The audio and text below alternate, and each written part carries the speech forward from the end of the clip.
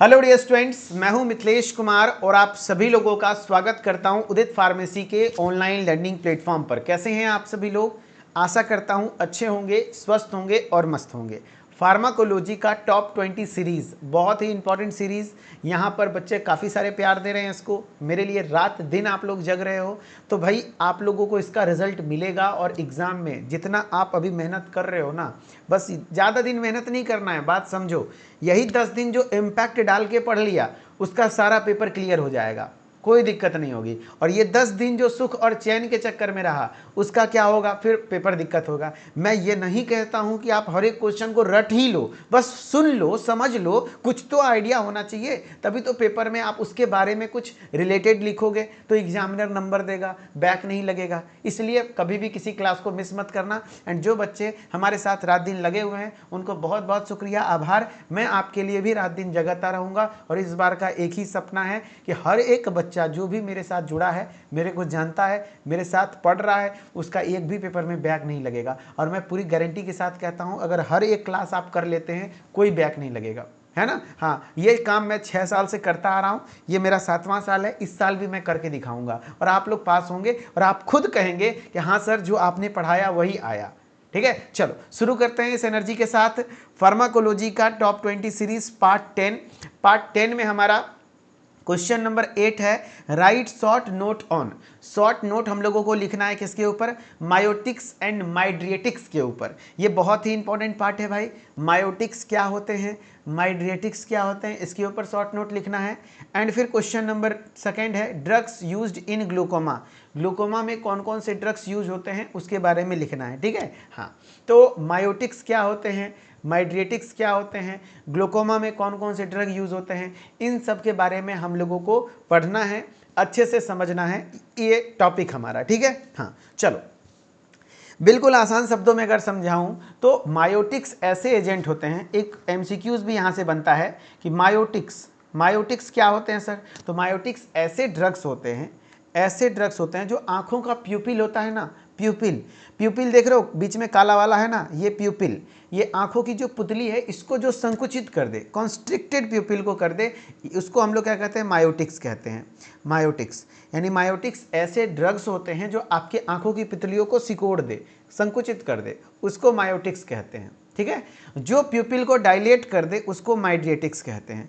जो प्यूपिल को डायलेट कर दे, यहाँ पे देखो फैला हुआ है, तो उसको हम लोग माइड्रिएटिक्स कहते हैं। माइड्रिएटिक्स देखो यहाँ पे कितना छोटा सा है, अगर मैं जूम करके दिखाऊं इसको तो आप नोट करके देखना कि कौन सा प्यूपिल छोटा है और कौन सा प्यूपिल बड़ा है। टेक 1 सेकेंड, इरेजर से मैं हटाता हूँ और यहाँ से दिखाता हूँ। चलो यहाँ से देखिए, आप सभी लोग गौर फरमाइएगा इस पे अच्छे से कि भाई एक मायोटिक्स है और एक माइड्रिएटिक्स है। मायोटिक्स में प्यूपिल क्या है? बहुत छोटी है, संकुचित है, सिकुड़ा हुआ है, इसको हम लोग मायोटिक्स कहते हैं। प्यूपिल कॉन्स्ट्रिक्टेड है, जबकि यहाँ पर प्यूपिल बड़ी है, डायलेटेड है, तो इसको हम लोग माइड्रिएटिक्स कहते हैं। यानी ऐसे ड्रग्स जो प्यूपिल को डायलेट कर दे उसको माइड्रिएटिक्स कहेंगे, जो सिकोड़ दे उसको मायोटिक्स कहेंगे। अरे सर कन्फ्यूजन होता है, मेरे रहते कन्फ्यूजन, क्या बात कर रहे हो? आओ ट्रिक बता देते हैं। देखो माइड्रिएटिक्स में डी वर्ड आ रहा है, डी फॉर डायलेशन, यानी प्यूपिल फैलता है, डायलेट होता है। मियोटिक्स में आपका डी वर्ड नहीं आ रहा है, यानी कॉन्स्ट्रिक्शन होता है। ऐसे याद रख लोगे, ठीक है, हाँ। तो मायोटिक्स क्या होता है सर? तो मायोटिक्स क्या होता है? Miotics are the drugs that constrict pupil, यानी ऐसे ड्रग्स होते हैं जो प्यूपिल को संकुचित करता है, यानी आंखों में जो पुतलियां होती हैं उसको सिकोड़ने का काम करता है, उसको हम लोग कहते हैं मायोटिक्स। और इस फेनोमेनन को कहते हैं मियोसिस। मियोसिस एक प्रक्रिया है जिसके माध्यम से आपके आंखों के अंदर का जो प्यूपिल है वो सिकुड़ जाता है। ठीक है, हाँ। अब ये मायोटिक्स का इस्तेमाल कहाँ करते हैं, क्यों प्यूपिल को सिकोड़ते हैं? तो आपको पता है एक आंख में बीमारी होती है ग्लूकोमा, ग्लूकोमा नाम की एक बीमारी होती है जिसमें आंख के अंदर का प्रेशर बढ़ जाता है। आंख के अंदर के जो प्रेशर होते हैं उस प्रेशर का नाम होता है आईओपी, उसको कहते हैं इंट्रा ऑक्यूलर प्रेशर। वो प्रेशर बढ़ जाने से ग्लूकोमा नाम की बीमारी होती है, जिससे ऑप्टिक नर्व डैमेज हो सकता है और भविष्य में आदमी अंधा भी हो सकता है अगर ट्रीटमेंट नहीं किया गया तो उस प्रेशर को कम करने के लिए क्या करते हैं कि ये प्रेशर क्यों बढ़ता है? तो एक्चुअली आंख में ना बहुत ज़्यादा एक्वस ह्यूमर, आंख के अंदर फ्लूइड ज़्यादा भर जाता है। ठीक है, हाँ। तो ये मियोटिक्स वहाँ पर यूज होता है। मियोटिक्स क्या करता है कि आँख को, प्यूपिल को संकुचित करता है, जिससे, जैसे एक बैलून है, बैलून में आँख क्या है, बैलून के जैसा स्ट्रक्चर है, उसमें ज़्यादा पानी भर गया है, तो अगर हम उसको उसको चाँप देंगे तो उससे पानी निकल जाएगा, जिससे अंदर का प्रेशर कम होगा।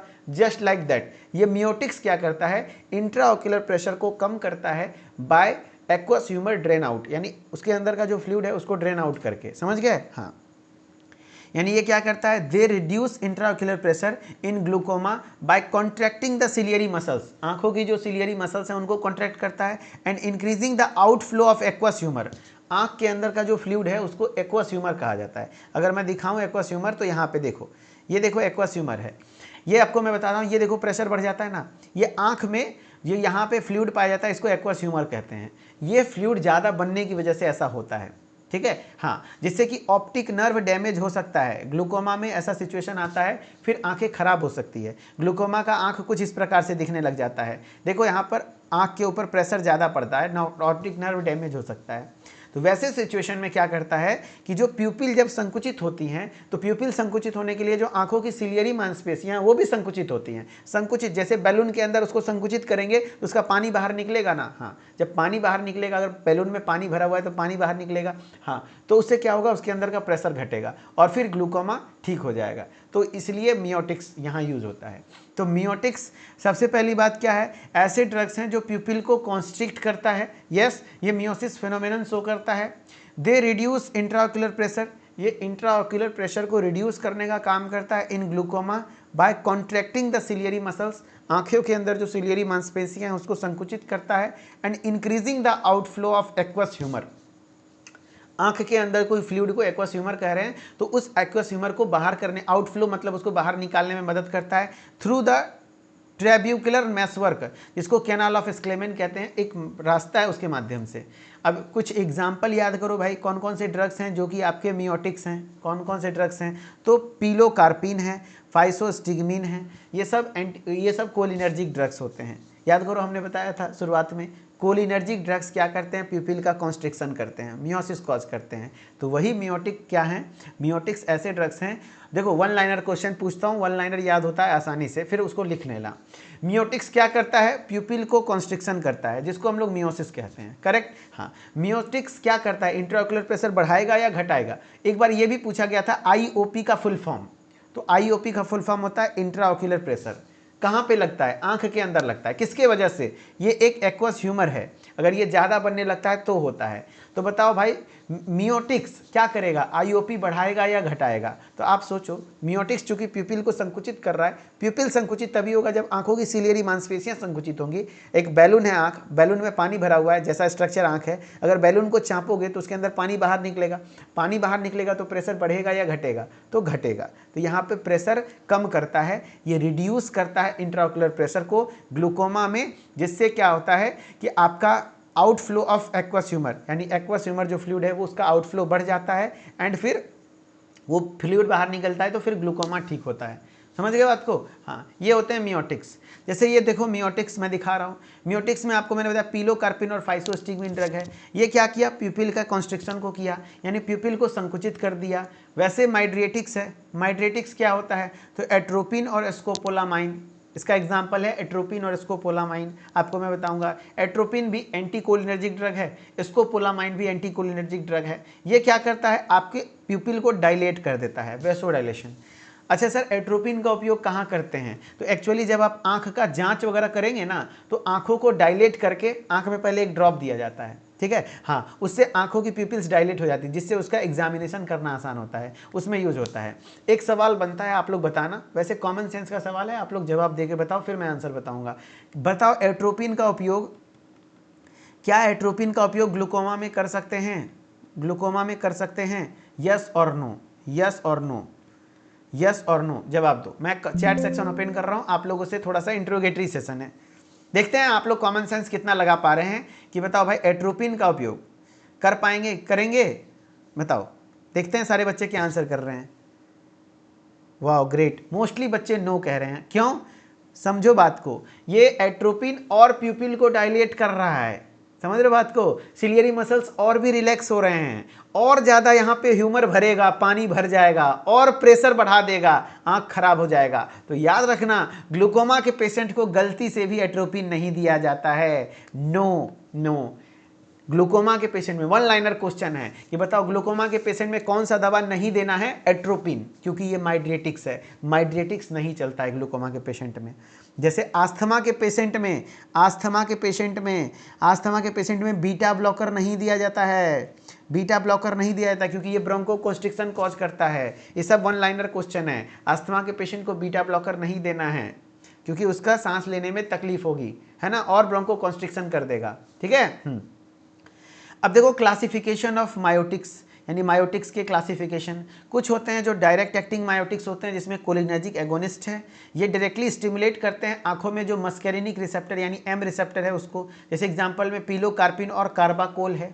वैसे कुछ होते हैं जो इनडायरेक्ट एक्टिंग मायोटिक्स हैं, यानी एंटी कोलिनेस्ट्रेज ड्रग, बिल्कुल कोलिनर्जिक वाला ही पार्ट है।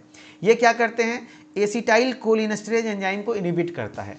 ये एसिटाइल कोलिनेस्ट्रेज एंजाइम क्या है, जो एसिटाइल कोलिन को ब्रेक डाउन करता है, और यही एसिटाइल कोलिन है जो प्यूपिल को कॉन्स्ट्रिक्शन कर रहा है। तो चूंकि यहाँ पे क्या कर रहा है, तो ये इनहिबिट करता है एसिटाइल कोलिनेस्ट्रेज एंजाइम को, है ना, जिससे कि एसिटाइल कोलिन ब्रेक डाउन नहीं होगा और एसिटाइल कोलिन का लेवल बढ़ेगा, जिससे प्यूपिल कॉन्स्ट्रिक्ट हो पाएगी। जैसे एग्जांपल में फाइसोस्टिग्मिन, क्या कहते हैं, इकोथायोफेट एंड नियोस्टिग्मिन। आप लोग हमें बताना, neostigmine is the first choice of drug, neostigmine first choice of drug है। नियोस्टिग्मिन किस कंडीशन में, नियोस्टिग्मिन एक बीमारी है, मैंने जस्ट पिछले क्लास में बताया है। नियोस्टिग्मिन कहाँ यूज होता है बताओ, neostigmine first choice of drug है ना। तो एक बीमारी थी क्या, माइस्थीनिया ग्रेविस, माइस्थीनिया ग्रेविस, है ना, माइस्थीनिया ग्रेविस। ये एक डिसऑर्डर है जो कि ऑटो इम्यून डिसऑर्डर है, जिसमें एसिटाइल कोलिन का रिसेप्टर कमजोर हो जाता है, ब्रेक हो जाता है, टूट जाता है, जिससे ये ड्रग वहाँ पे देते हैं माइस्थीनिया ग्रेविस में। करेक्ट, बिल्कुल, जिनको याद है बहुत अच्छी है, नहीं तो नहीं याद है तो याद कर लो। मैं क्या पढ़ा रहा हूँ, मायोटिक्स और माइड्रेटिक्स पढ़ा रहा हूँ। मायोटिक्स ऐसे ड्रग हैं जो प्यूपिल को कॉन्स्ट्रिक्ट करते हैं, यानी संकुचित करते हैं, संकुचित करने का काम करते हैं, एंड ये इंट्राओक्यूलर प्रेशर को कम करते हैं। कैसे, तो एक्वस ह्यूमर के फ्लो को बढ़ा देता है, यानी उसके बाहर, उसको आउट फ्लो को बढ़ा देता है, उसको बाहर करता है। एग्जाम्पल में पिलोकार्पिन है और फाइसोस्टिग्मिन है ना। हाँ, मायोटिक्स में पिलोकार्पिन है और फाइसोस्टिग्मिन है, ये प्यूपिल के कॉन्स्ट्रिक्शन को कॉज करता है। ठीक है। जबकि माइड्रेटिक्स क्या होता है, तो प्यूपिल को डायलेट करते हैं, जैसे एट्रोपिन और स्कोपोलामाइन प्यूपिल को डायलेट करते हैं, डायलेशन करते हैं, वेसोडाइलेशन। ठीक है, प्यूपिल डायलेट होता है। अब इसके एग्जाम्पल की मैं बात करूँ, क्लासिफिकेशन की मैं बात करता हूँ, तो एक होता है डायरेक्ट एक्टिंग मायोटिक्स, यानी जिसको हम लोग कोलिनर्जिक एगोनिस्ट कहते हैं, यानी डायरेक्टली आपके कोलिनर्जिक रिसेप्टर पर बाइंड करता है, मस्करिनिक रिसेप्टर पर, जिसमें ड्रग का नाम है पिलोकार्पिन कार्बाकोल। और एक होता है इनडायरेक्ट एक्टिंग मायोटिक्स, जिसको एंटी कोलिनेस्ट्रेज ड्रग कहते हैं, जो कि एसिटाइल कोलिनेस्ट्रेज एंजाइम को इनहिबिट करता है, जिससे एसिटाइल कोलिन का लेवल बढ़ता है। एग्जाम्पल में फाइसोस्टिग्मिन, नियोस्टिग्मिन एंड इकोथायोफेट। ठीक है। अच्छा चलो एक ही क्वेश्चन बताएंगे, टेंशन ना लो। ये हो गया मायोटिक्स। किसको किसको क्लियर हुआ, कमेंट में बताना, दिल बनाना। जिनको समझ नहीं आ रहा भाई, आप क्लास कैंसिल करो, सुबह देखना रिकॉर्डेड। जिसको जिसको समझ में आया कमेंट में दिल बना देना।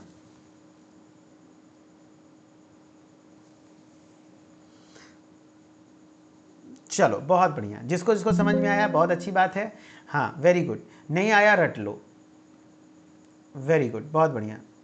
चलो अब हम लोग माइड्रेटिक्स पढ़ते हैं। क्या होता है माइड्रेटिक्स सर? माइड्रेटिक्स ऐसे ड्रग्स होते हैं, mydriatics are the drugs that produces dilation of the pupil. ये प्यूपिल को डायलेट करने का काम करता है, ये प्यूपिल को डायलेट करने का काम करता है, इसको हम लोग माइड्रियसिस कहते हैं। By either blocking the parasympathetic action on the sphincter pupillae muscles, stimulating the sympathetic action of the dilator pupillae muscle of the iris. Simple है, आप कुछ मत याद करो, एक लाइन याद करो, ये वाला लाइन आपका काम हो जाएगा। Mydriatics are the drugs produces dilation of the pupil, जिसको माइड्रेसिस कहते हैं। कैसे करता है मत याद रखो, बस करता है। अब कैसे करता है वो भी बता देते हैं। पैरासिम्पैथेटिक एक्शन को ब्लॉक करता है एंड यहाँ पे प्यूपिल के मसल्स वगैरह जो भी होते हैं रिलैक्स हो जाते हैं, जिससे कि प्यूपिल डायलेट हो जाता है। दे में also cause relaxation of the ciliary muscles. Yes, ये सिलियरी मसल्स को रिलैक्स करता है, जिसको हम लोग साइक्लोप्लेजिया कहते हैं, जिससे थोड़ा सा धुंधला दिखाई देने लगता है।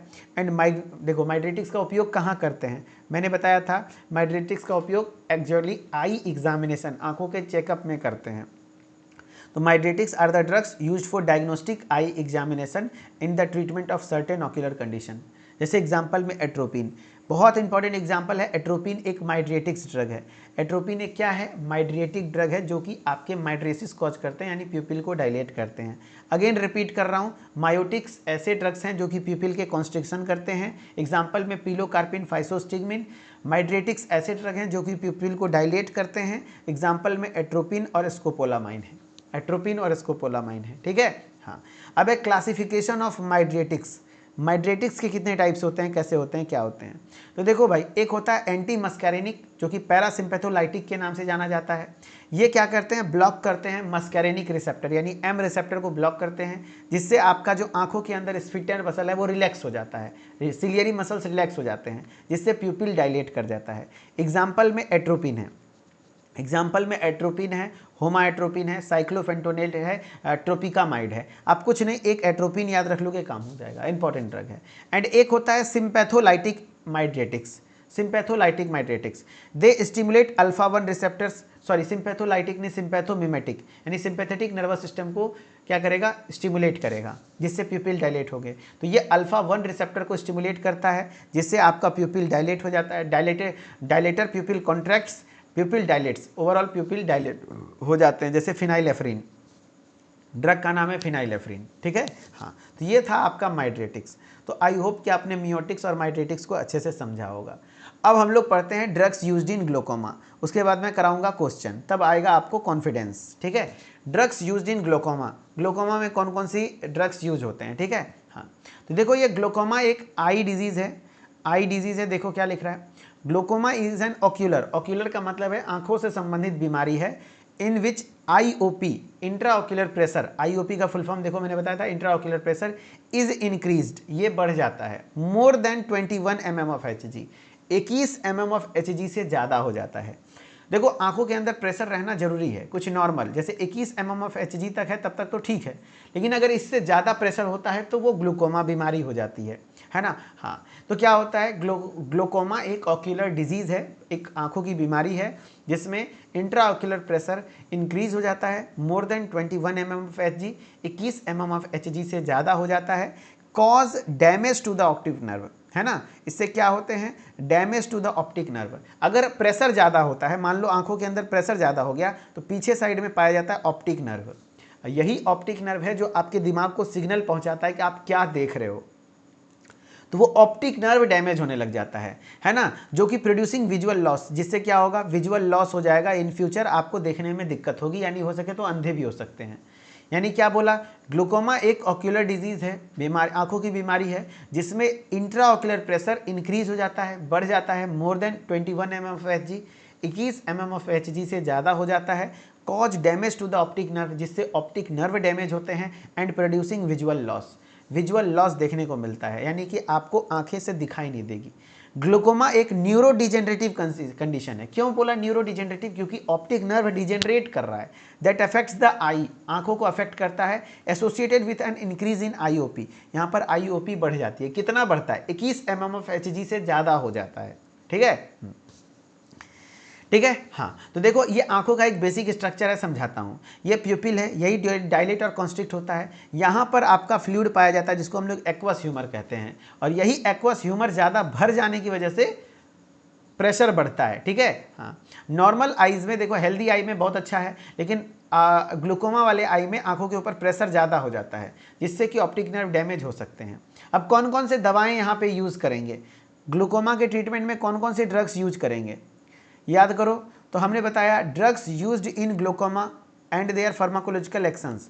पहला है मायोटिक्स, हम लोग यहाँ क्या यूज़ करेंगे, मायोटिक्स यूज़ करेंगे। मायोटिक्स क्या करता है सर, प्यूपिल का कॉन्स्ट्रिक्शन कॉज करता है। प्यूपिल के कॉन्स्ट्रिक्शन से क्या होगा सर, कॉन्स्ट्रिक्शन से क्या होगा, तो आंखों का जो फ्लूइड है, एक्वस ह्यूमर है, वो बाहर निकलेगा, जिससे प्रेशर घटेगी।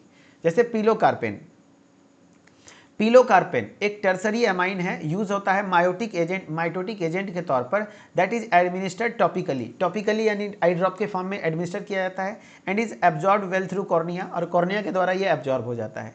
It decreases intraocular pressure, intraocular pressure को डिक्रीज करता है by drainage of aqueous humour. Drainage मतलब समझते हो, अरे ड्रेनेज सिस्टम देखिए, नाली का पानी खींचता है, जस्ट लाइक दैट यहाँ से एक्वस ह्यूमर को बाहर निकालने का काम करता है। The usual dose is 1 drop up to 4 times daily, है ना, दिन में 4 बार एक एक बूंद आंख में डालना होता है। इससे क्या करता है, ये एक्वस ह्यूमर को ड्रेन आउट करता है, जिससे ये IOP को क्या कर देता है, डिक्रीज कर देता है, जिससे ग्लूकोमा ठीक हो जाता है। फिर हम लोग क्या यूज करते हैं सर, फिर हम लोग यहाँ यूज करते हैं अल्फा एड्रीनर्जिक एगोनिस्ट। एक तो हो गया मायोटिक्स यूज होता है, फिर होता है क्या, अल्फा एड्रीनर्जिक एगोनिस्ट। ये अल्फा एड्रीनर्जिक एगोनिस्ट क्या है, एक इंपॉर्टेंट एग्जांपल है अल्फा एड्रीनर्जिक एगोनिस्ट का एपराकोलिनिडीन। ये ड्रग का नाम है एपराकोलिनिडीन। ये क्या करता है, it is used topically adjunctive therapy with the patient of glaucoma, यानी कि मायोटिक्स के साथ साथ ये भी यूज किया जाता है, वही ड्रॉप के फॉर्म में ही, ठीक है। हाँ, it is advantages because it does not cross BBB। BBB मतलब होता है ब्लड ब्रेन बैरियर को क्रॉस नहीं करेगा, जिसका आपको मस्तिष्क पर यानी हाइपोटेंसिव इफेक्ट कोई शो नहीं करता है, ठीक है। जैसे इसमें है आपका एप्राकोलिनिडीन हो गया, वैसे एक और ड्रग होता है डिपीवेफ्रिन, ये भी है जो कि एड्रीनर्जिक एगोनिस्ट है। ये एक प्रो ड्रग है जो कि adrenaline and acts by the penetrating cornea, cornea को पेनिट्रेट करते हुए काम करता है। Usual dose 1 drop every 8 hours 3 times अ डेली, दिन में 3 बार। बीटा ब्लॉकर भी यूज होता है यहाँ पर, बीटा ब्लॉकर खास करके टीमोलोल, बहुत बार पूछा गया कौन सा बीटा ब्लॉकर ग्लूकोमा में यूज होता है, याद रखना टीमोलोल। कैसे याद रखोगे, तो भाई जब ग्लूकोमा होता है तो आंख टिमटिमाने लगता है, आंख टिमटिमाने लगता है, तो टीमोलोल बहुत बार पूछा गया है MCQ में। तो बताओ भाई कौन सा बीटा ब्लॉकर है जो कि सबसे बेस्ट माना जाता है ये ग्लूकोमा के ट्रीटमेंट में, टीमोलोल है, ये टीमोलोल। और भी है लेकिन सबसे बेहतर यही है टीमोलोल 0.25% कंसंट्रेशन के साथ। बेटॉक्सोलोल होता है, लेविबिनोलोल होता है, मेट्रोप्रेनोलोल होता है, ये एडमिनिस्टर टॉपिकली, इसको भी टॉपिकली ही मतलब ऊपर से ही लगाया जाता है। For treating patients with glaucoma timolol is widely used, glaucoma के ट्रीटमेंट में टीमोलोल बहुत ज़्यादा यूज होता है। The usual starting dose is drop of 0.25% administered twice a day, यानी 0.25% कंसंट्रेशन में टीमोलोल को दिन में 2 बार एडमिनिस्टर किया जाता है, ठीक है। हाँ, एक होता है carbonic anhydrase inhibitors. Carbonic anhydrase क्या होता है सर, तो एक एंजाइम है कार्बोनिक एनहाइड्रेज जो कि आंखों के अंदर पाया जाता है, और यही एंजाइम है जो एक्वस ह्यूमर को बनाता है।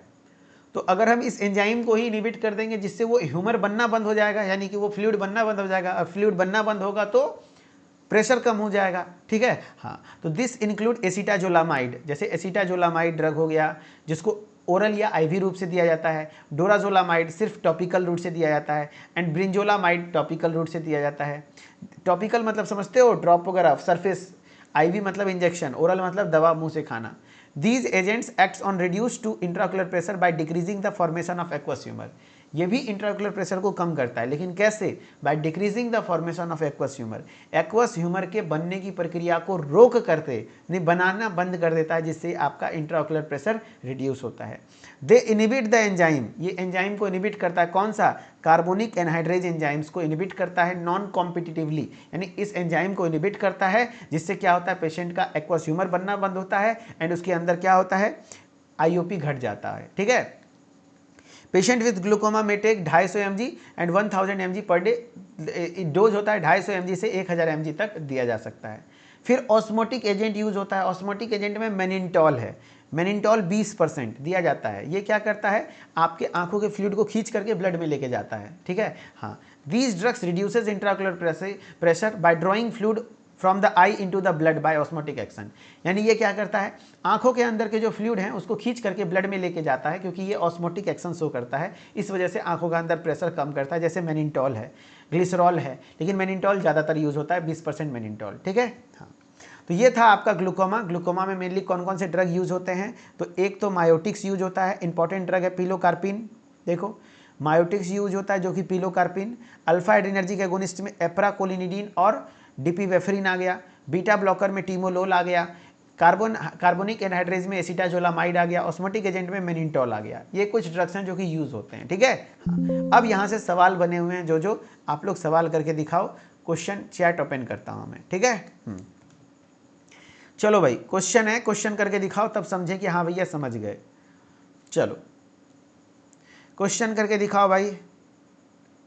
Dilation of pupil is called as, pupil के डायलेशन को क्या कहते हैं, केराटोमिलेसियस, माइड्रेटिक्स, मायोसिस, बेल्फारोप्लास्टी, जवाब दो।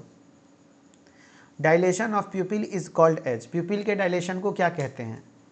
प्यूपिल के डायलेशन को क्या कहते हैं? प्यूपिल के डायलेशन को क्या कहते हैं?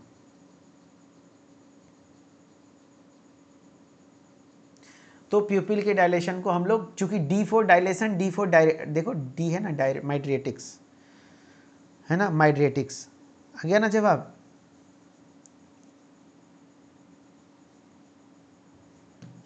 चलो माइड्रेटिक्स हो गया। नेक्स्ट है which of the following is an osmotic agent, कौन सा इसमें से ऑस्मोटिक एजेंट है? Mannitol, glucose, omega acid, malic acid, जवाब दो। Which of the following is an osmotic agent?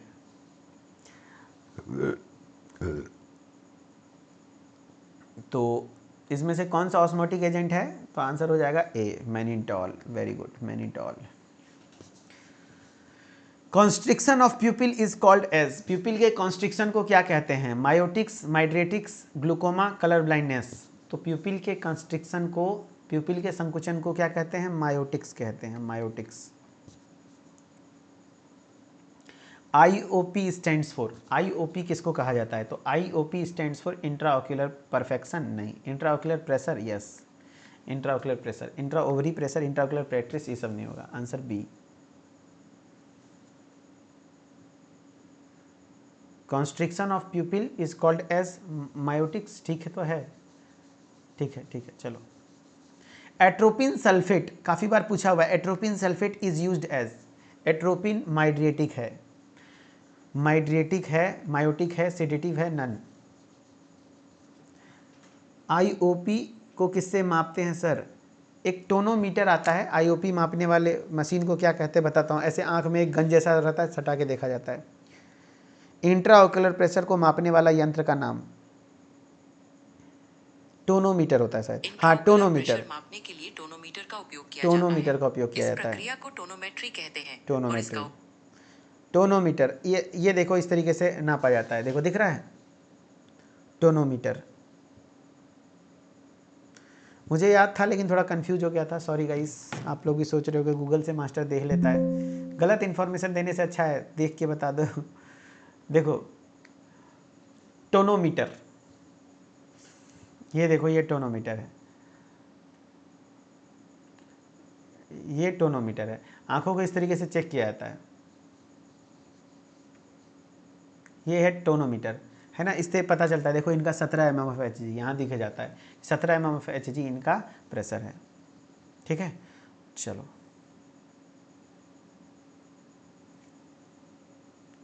हम लोग आपका रात के 2 बजे तक 1 शॉट रिवीजन किए हैं। भाई करना ही पड़ेगा, जो करेगा उसी का रिजल्ट होता है, नहीं तो आपने फर्स्ट ईयर में देखा होगा कितना बच्चा लटकता है। एट्रोपिन सल्फेट माइड्रेटिक, तो यस माइड्रेटिक ड्रग है। Glaucoma occurs due to increase in, glaucoma किसके बढ़ने से होता है? Intracranial pressure, intraocular pressure, intravascular या इंट्राल्यूमिनल? तो ग्लूकोमा IOP के बढ़ने से होता है, तो इंट्राओक्यूलर प्रेशर के बढ़ने से होता है, आंसर बी। चलो, मैं सोचा था क्वेश्चन नंबर 9 भी करवा दूंगा, लेकिन चूंकि आप लोग थोड़ा थके हुए हो, महसूस कर रहे हो, तो कोई बात नहीं, अगली क्लास में करेंगे। अभी फ़िलहाल धन्यवाद, थैंक यू सो मच। यहाँ पर हम लोग इसको एंड करते हैं क्लास को, ओके। चलो, थैंक यू इतना प्यार सपोर्ट बनाए रखने के लिए। एंड सेंट्रल फार्मेसी ऐप पर डेली मेडिसिन क्विज ग्रुप में अभी फ़िलहाल ऑफर चल रहा है, 100 रुपीज़ फ्लैट डिस्काउंट मिल रहे हैं। 299 की जगह मात्र 199 में आपको क्विज मिलेगा, वहाँ पर क्वेश्चन प्रैक्टिस होगा, बहुत हेल्प मिलेगी। जरूर से जरूर सब लोग ज्वाइन कर लीजिए, प्ले स्टोर से जाके डाउनलोड करके, okay. Thank you so much, bye bye, take care, फिर मिलते हैं नेक्स्ट क्लास में, ओके। मिथिलेश सर ऑफिशियल से जुड़े रहिए ताकि हर एक अपडेट आपको मिलता रहे, ओके। Thank you.